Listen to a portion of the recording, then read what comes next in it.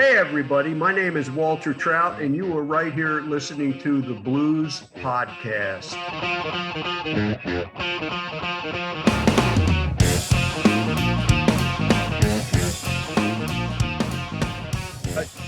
You are clean and sober now these days, aren't you? But back then, it was pretty heavy going sometimes, right?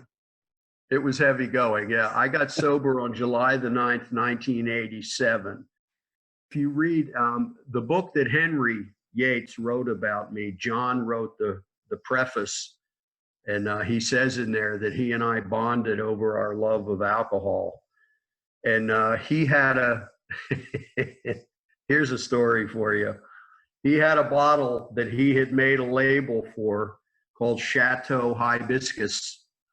And at the end of the night in the clubs, when they closed the door, he and I would walk through the clubs and we would take the half-finished drinks and we would pour them into the wine bottle.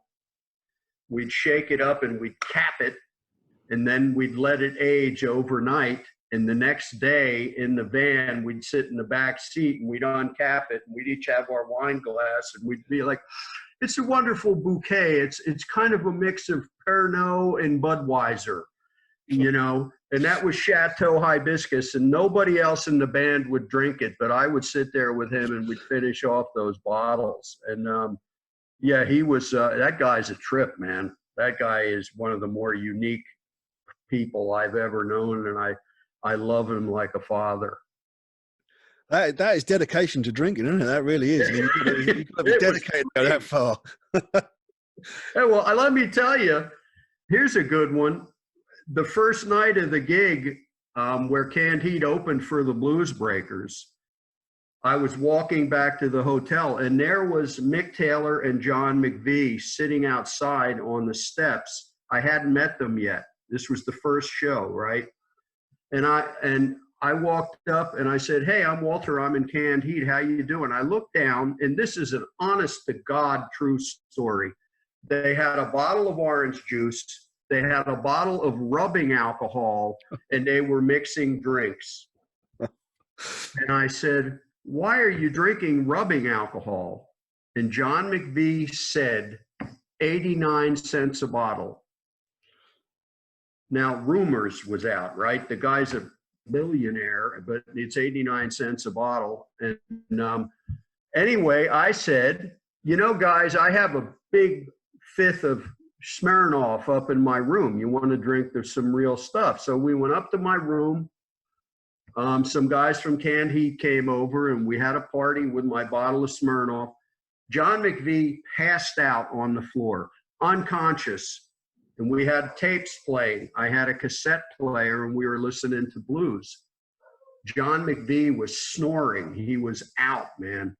And time to change the tape, I went over and said, does anybody want to hear?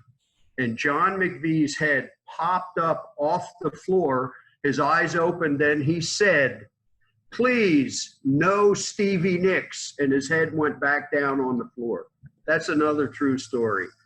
I had a great time with those guys. Yeah, it sounds like it. Yeah. I mean, sober since 1987 now. I mean, which is absolutely a fantastic achievement. It's brilliant. Well done. You know, that's something to really be proud of. Is it tough being around drinkers and people these days doing that kind of stuff? I had to, it's the cliche, but it's the truth. I had to hit the bottom, you know.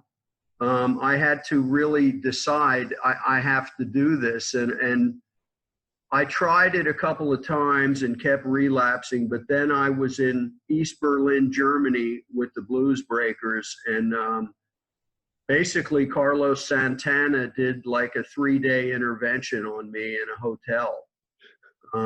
He came to we were all in the same hotel in East Germany. In East Berlin, it was communist, and he came to the gig, and he came up to me afterwards, and he said, what are you doing? What the hell's with you? And I'm shit-faced drunk, and I thought I'd played great. I just kicked that, we're fucking.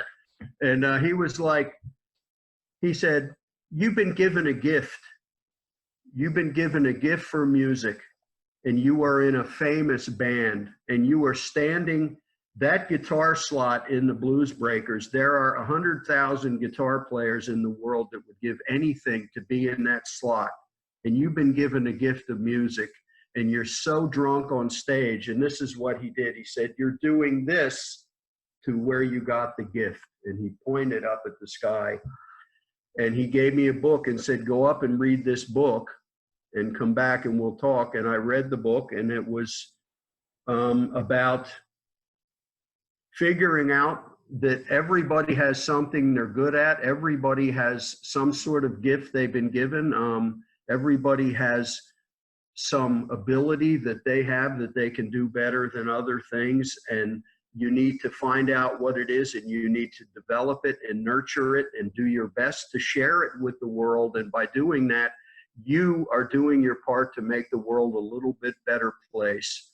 And you need to be serious about sharing your gift and about utilizing it and about using it to help the world. Whatever it is, maybe you're a good car mechanic.